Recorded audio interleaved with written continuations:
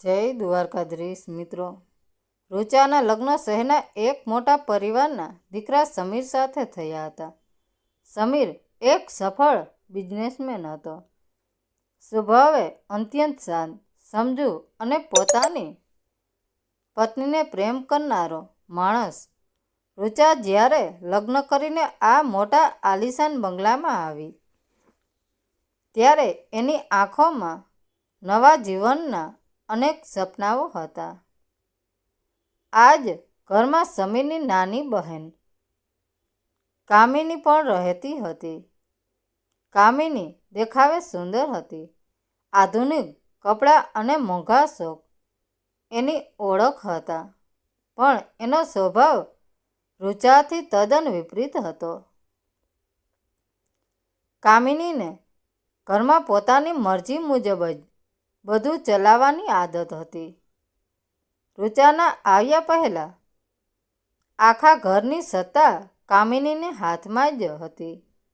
રુચાએ ધીમે ધીમે પોતાની મીઠી વાણી અને નિસ્વાર્થ સેવાથી ઘરના બધા જ કામ પોતાના હાથમાં લઈ લીધા। બીમાર સાસુની સેવા હોય કે ઘરનું ધ્યાન રાખવાનું હોય, રુચા બધું જ હસતા મુખે કરતી। આ બધું જોઈને કામિનીના મનમાં ઈર્ષાનો જ્વાળામુખી સળગવા લાગ્યો। એને લાગ્યું કે આ ભાભીએ એના ભાઈનો પ્રેમ અને ઘરની ચાવીઓ બંને છીનવી લીધા છે। કામિનીની બહેનપણીઓ પણ એને મહેણાં મારતી કે હવે તો તારા ઘરમાં તારી ભાભીનું જ રાજ ચાલે છે। આ વાતો કામિનીના મગજમાં ઝેરની જેમ ફેલાઈ ગઈ। એણે નક્કી કરી લીધું હતું કે ગમે તે થાય, આ પત્નીને ભાઈની નજરમાં એટલી હદે પાડી દેવી છે કે સમીર જાતે જ એને ઘરમાંથી કાઢી મૂકે। પણ રુચા આ ભયાનક ઈરાદાઓથી સાવ અજાણ હતી। એ તો નણંદને પોતાની સગી નાની બહેન માનીને એના પર અંધળો વિશ્વાસ કરતી હતી। થોડા મહિનાઓ વીતી ગયા। એક દિવસ સમીર પોતાના એક અગત્યના કામ માટે 15 દિવસ માટે વિદેશ ગયો। ઘરમાં હવે માત્ર 2 સ્ત્રીઓ અને બીમાર સાસુ જ હતા। કામિની જે મોકાની રાહ જોતી હતી તે આવી ગયો હતો। એણે એક એવું કાવતરું ઘડ્યું જેની કોઈ કલ્પના પણ ન કરી શકે। એક રાત્રે બહાર ભારે વરસાદ પડી રહ્યો હતો। વાતાવરણમાં એક ડરામણી શાંતિ હતી। રુચા પોતાના રૂમમાં સૂવાની તૈયારી કરી રહી હતી। ત્યાં જ અચાનક એના રૂમનો દરવાજો ખુલ્યો। સામે કામિની ઊભી હતી। એના વાળ વિખરાયેલા હતા, કપડાં થોડા ફાટેલા હતા અને એનો ચહેરો આંસુઓથી ભીંજાયેલો હતો। કામિની સીધી રુચાના પગમાં પડી ગઈ અને ધ્રુસકે ને ધ્રુસકે રડવા લાગી। રુચા એકદમ ગભરાઈ ગઈ। એણે તરત જ તેને ઊભી કરી અને પૂછ્યું, શું થયું બહેન? તારી આવી હાલત કેમ છે? કોણે કર્યું આ બધું? કામિનીએ ખોટું નાટક કરતા ધ્રુજતા અવાજે કહ્યું, ભાભી, હું બરબાદ થઈ ગઈ છું।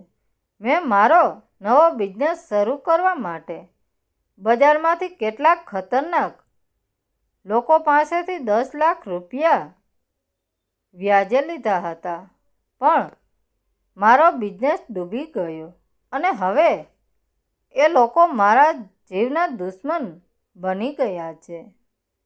આજે રાત્રે એ ગુંડાઓ મને રસ્તામાં રોકીને ધમકી આપી ગયા છે કે જો કાલ સવાર સુધીમાં પૈસા નહીં આપું તો એ લોકો મારું અપહરણ કરીને મને વેચી નાખશે।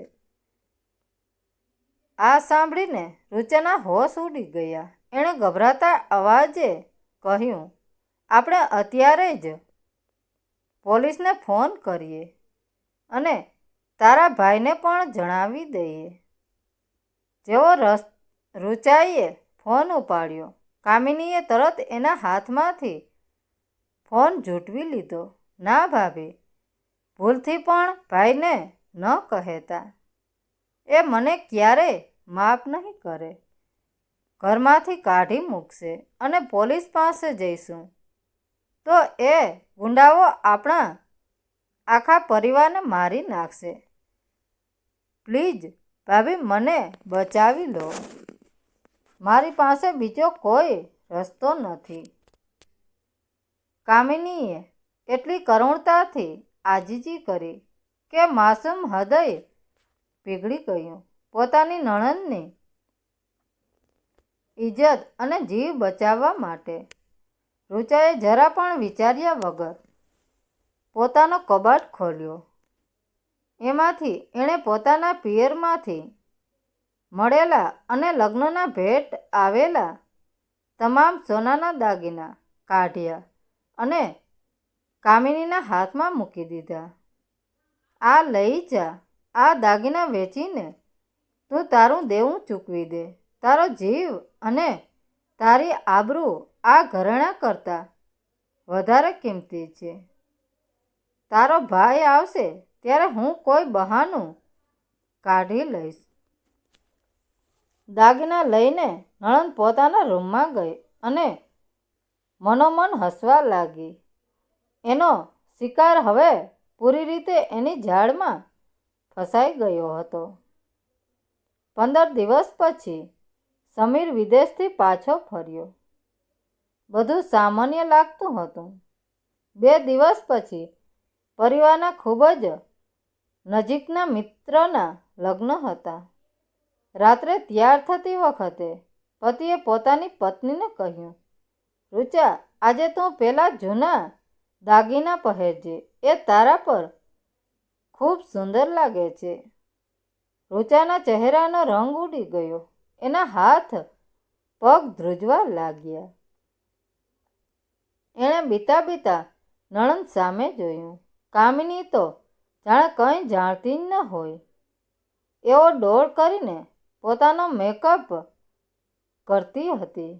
સમીરે જ્યારે રૂચાને મૂંઝાયેલી જોઈ ત્યારે એણે જાતે કબાટ ખોલ્યો, પણ અંદર દાગીના ન હોતા. તે ચોંકી ગયો. રૂચા, દાગીના કયા છે? ગળામાંથી અવાજ નહોતો નીકળી રહ્યો. ઘરમાં તરત જ હોબાળો મચી ગયો.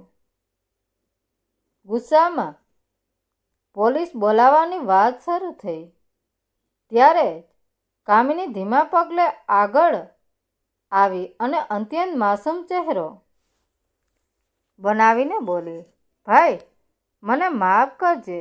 મારે તને આ વાત પહેલાં જ કહેવી જોઈતી હતી. સમીરે આશ્ચર્યથી પૂછ્યું, કઈ વાત?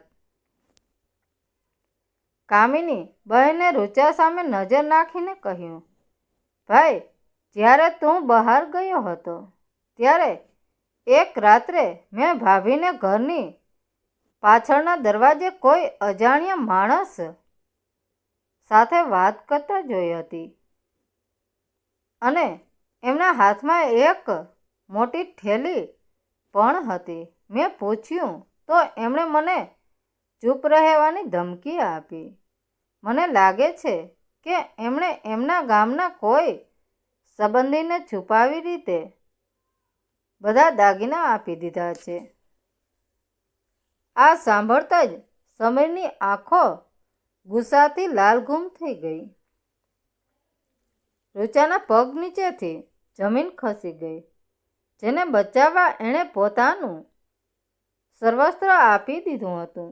આજે એણે જ રૂચાના ચરિત્ર પર આટલો મોટો ડાઘ લગાવી દીધો હતો. રૂચા રડતી આંખે જોઈ રહી હતી. સમીર, આ સાચું નથી. કામિની ખોટું બોલે છે. પણ સમીરનો ગુસ્સો 7મા આસમાને હતો.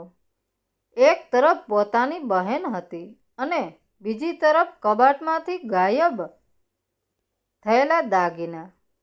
રૂચાના માથા પર જાણે આગ તૂટી પડ્યું હતું. સમીરની આંખોમાં જે પ્રેમ અને આદર હતો તેનું સ્થાન હવે નફરત અને શંકાએ લઈ લીધું હતું. રૂચા, મેં તારા પર આંખો બંધ કરીને નિસ્વાર્થ વિશ્વાસ કર્યો હતો અને તે મારા જ ઘરમાં આવો દગો કર્યો.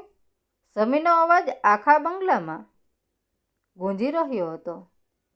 રૂચા ચોધારા આંસુએ રડતી રહી અને હાથ જોડીને કહેતી રહી, મારી વાત તો સાંભળો. મેં કોઈને દાગીના નથી આપ્યા. કામિની જાણે છે બધું. પણ કામિનીએ તો જાણે કાંઈ સાંભળ્યું ન હોય તેમ મોઢું ફેરવી લીધું.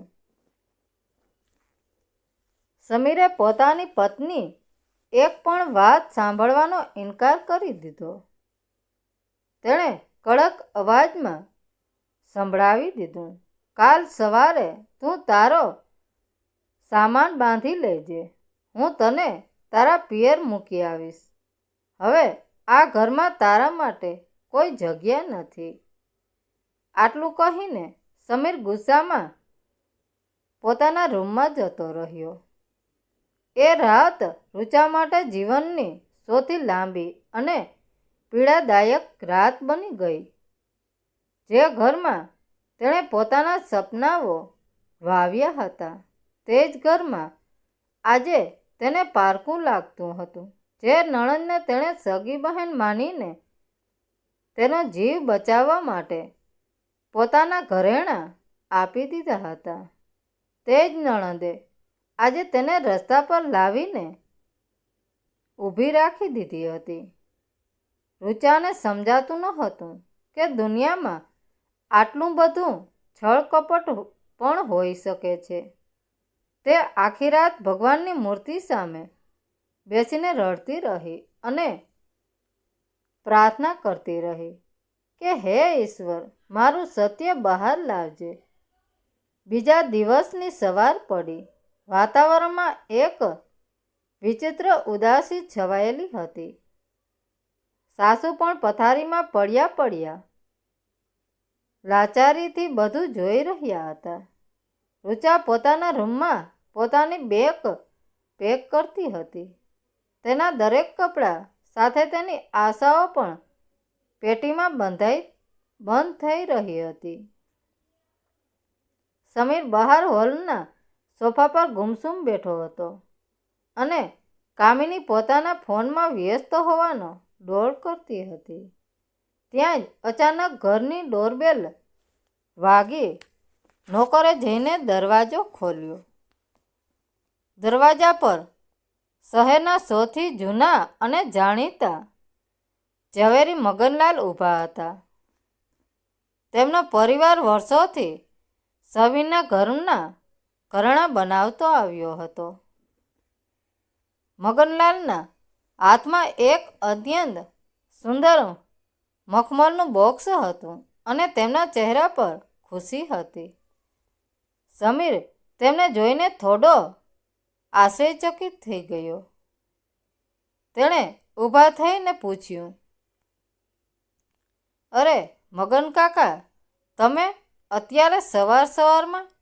બધું બરાબર તો છે ને?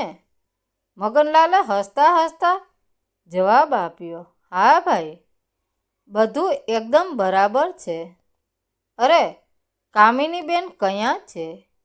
એમણે જે દાગીના આપીને આ નવો હીરાનો સેટ બનાવડાવ્યો હતો તે આજે તૈયાર થઈ ગયો છે.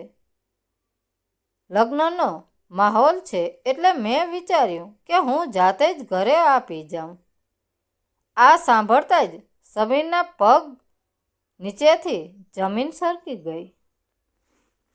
એના કાન પર એને વિશ્વાસ નહોતો આવતો. તેણે ધ્રુજતા અવાજે પૂછ્યું, જૂના દાગીના? કેવા જૂના દાગીના કાકા? મગનલાલે ખિસ્સામાંથી એક રસીદ કાઢી અને સમીરના હાથમાં મૂકતા કહ્યું, આ જુઓ, 15 દિવસ પહેલાં જ કામિનીબેને રાત્રે મારી દુકાને આવ્યા હતા. એમણે મને તમારી પત્નીના દાગીના આપ્યા હતા. મને પણ થોડી નવાઈ લાગી હતી કે આટલા સુંદર પિયરના ઘરેણાં કેમ વેચવા છે, પણ કામિનીબેને કહ્યું કે ભાભીને હવે આ જૂની ફેશન લાગે છે, એટલે એના બદલામાં એમને આ નવો ડાયમંડ સેટ લેવો છે. હવે સમીરની આંખો સામેથી બધા જ પડદા હટી ગયા હતા. આખું ચિત્ર કાચ જેવું સપટસ થઈ ગયું હતું. તેણે તરત જ જોરથી બૂમ પાડી, કામિની, બહાર આવ. અવાજ સાંભળીને કામિની રૂમમાંથી બહાર આવી. મંગનલાલ અને તેમના હાથમાં રહેલું બોક્સ જોઈને એના ચહેરાનો રંગ સાવ ઉડી ગયો. એના હોશ ઉડી ગયા અને પગ ધ્રુજવા લાગ્યા. સમીરે આગળ વધીને બહેનના હાથમાંથી એનો ફોન ફેંકી દીધો અને ગુસ્સામાં ગર્જના કરી, તો આ હતી તારી સચ્ચાઈ. એક નિર્દોષ ભાભી જેણે તારા ખોટા આંસુઓ જોઈને તારો જીવ બચાવવા માટે પોતાના દાગીના આપી દીધા અને તે એના જ ચરિત્ર પર કાદવ ઉછાળ્યો ફક્ત તારા આ ખોટા શોખ અને ઈર્ષા પૂરી કરવા માટે. કામિની હવે કાંઈ બહાનું કાઢી શકે તેમ નહોતી. એનો પર્દાફાશ થઈ ગયો હતો. તે સીધી જમીન પર બેસી ગઈ અને ચોધારા આંસુએ રડવા લાગી. ભાઈ, મને માફ કરી દે. મને ભાભીની બહુ ઈચ્છા આવતી હતી. બધા એમની જ વાતો કરતા હતા, એટલે એમને તારી નજરમાંથી પાડવા મેં આ નીચું કામ કર્યું. પણ સમીરને હવે પોતાની બહેન પ્રત્યે નફરત થઈ ગઈ હતી. તેણે કામિનીને તરત જ ઘરની બહાર નીકળી જવાનો આદેશ આપ્યો. ત્યારબાદ સમીર ધીમા પગલે રુચાના રૂમ તરફ ગયો. રુચા હજુ પણ દરવાજા પાસે ઊભી રહીને આ બધું સાંભળી રહી હતી. એની આંખોમાંથી આંસુ વહેતા હતા, પણ આ વખતે એ આંસુ દુઃખના નહીં, પણ સત્યની જીતના હતા. સમીર દોડીને પત્ની પાસે ગયો અને એના પગ પાસે બેસીને ધ્રુસકે ને ધ્રુસકે રડી પડ્યો. મને માફ કરી દે રુચા. હું તારા પ્રેમને ન ઓળખી શક્યો. તે મારી બહેનની આબરૂ બચાવવા માટે પોતાનું બધું આપી દીધું અને મેં તારા પર જ શંકા કરી. હું એક બહુ ખરાબ પતિ સાબિત થયો છું. રુચાનું હૃદય અત્યંત કોમળ હતું. તેણે તરત જ પોતાના પતિને ઊભો કર્યો અને ગળે લગાવી લીધો. તમે રડશો નહીં.